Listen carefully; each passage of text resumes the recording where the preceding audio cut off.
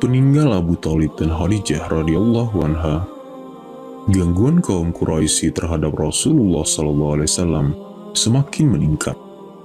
Kaum Quraisy tidak peduli dengan kesedihan yang tengah menghinggapi diri Rasulullah SAW.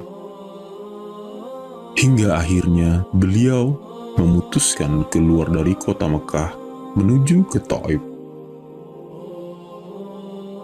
Rasulullah SAW berharap penduduk Taif mau menerimanya.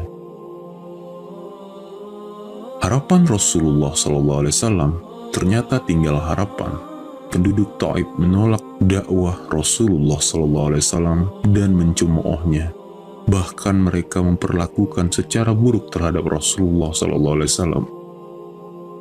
Kenyataan ini sangat menggoreskan kesedihan dalam hati Rasulullah.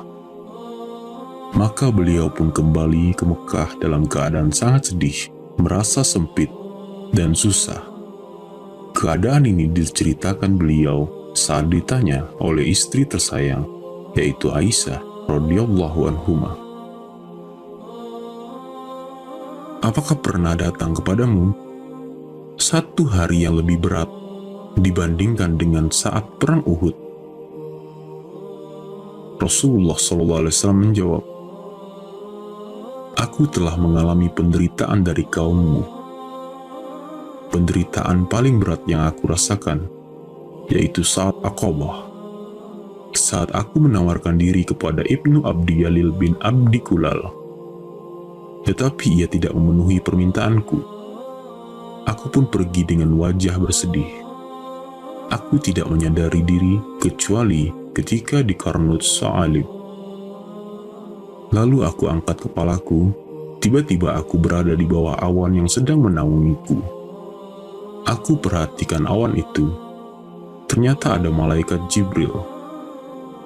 Lalu ia memanggilku dan berseru, 'Sesungguhnya Allah telah mendengar perkataan kaummu kepadamu dan penolakan mereka terhadapmu, dan Allah telah mengirimkan malaikat penjaga gunung untuk engkau perintahkan melakukan apa saja yang engkau mau atas mereka.'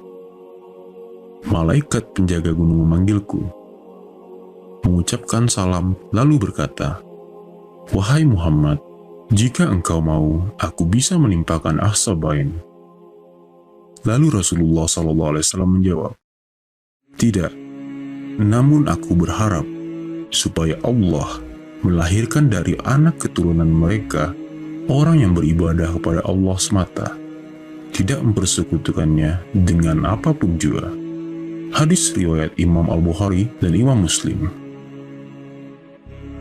Begitulah sambutan penduduk Taif. Penolakan mereka saat itu sangat mempengaruhi jiwa Nabi Muhammad SAW, sehingga beliau pun bersedih.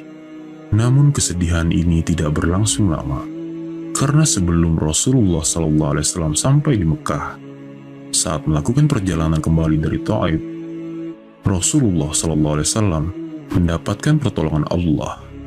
Pertolongan ini sangat berpengaruh positif pada jiwa beliau, mengurangi kekecewaan karena penolakan penduduk Taif, sehingga semakin menguatkan tekad dan semangat beliau dalam mendakwahkan agama yang lurus ini. Pertolongan pertama datang saat beliau berada di Qarnut Sa'alib atau Qarnul Manazil. Allah mengutus malaikat Jibril alaihissalam bersama malaikat penjaga gunung yang siap melaksanakan perintah Rasulullah SAW atas perlakuan buruk penduduk Taif. Namun tawaran ini diabaikan Rasulullah SAW. Rasulullah SAW tidak berkeinginan melampiaskan kekecewaan atas penolakan penduduk Taif. Justru sebaliknya, Rasulullah SAW mengharapkan agar dari penduduk Taif terlahir generasi bertauhid yang akan menyebarkan Islam. Allahu Akbar. Inilah akhlak Rasulullah SAW yang teramat agung saat beliau mampu membalas perlakuan buruk dari kaumnya, namun justru memberikan maaf dan mendoakan kebaikan. Demikian ini selaras dengan beberapa sifat beliau yang diceritakan dalam Al-Quran, seperti sifat lemah lembut, kasih sayang, dan sangat menginginkan kebaikan bagi umatnya. Kemudian pertolongan dan dukungan kedua yaitu saat beliau di lembah Nakhlah dekat Mekah. Rasulullah SAW tinggal di sana selama beberapa hari. Pada saat itulah Allah mengutus sekelompok jin kepada Rasulullah. Mereka mendengarkan Al-Quran dan kemudian mengimaninya. Peristiwa itu disebutkan Allah Subhanahu wa Ta'ala dalam dua surat, yaitu surah Al-Ahqaf dan surah Al-Jin ayat 1 hingga 15. Allah berfirman dalam surah Al-Ahqaf yang artinya, "Dan ingatlah ketika kami hadapkan serombongan jin kepadamu yang mendengarkan Al-Quran, maka tatkala mereka menghadiri pembacaannya, lalu mereka berkata, 'Diamlah kamu untuk mendengarkannya.' Ketika pembacaan telah selesai, mereka kembali kepada kaumnya untuk memberi peringatan. Mereka berkata, 'Hai kaum kami, sesungguhnya kami telah mendengarkan kitab Al-Quran yang telah diturunkan sesudah Musa, yang membenarkan kitab-kitab yang sebelumnya, lagi memimpin kepada kebenaran dan kepada jalan yang lurus. Hai kaum kami, terimalah seruan orang yang menyeru kepada Allah, dan berimanlah kepadanya.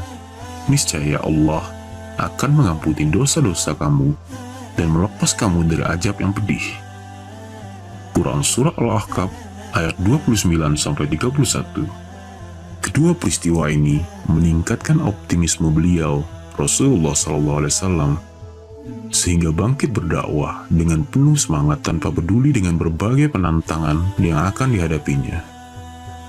Setelah kembali ke Mekah, Rasulullah SAW mendapatkan perlindungan dari Al-Mut'im bin Adi, sehingga kaum kafir Quraisy tidak leluasa mengganggunya.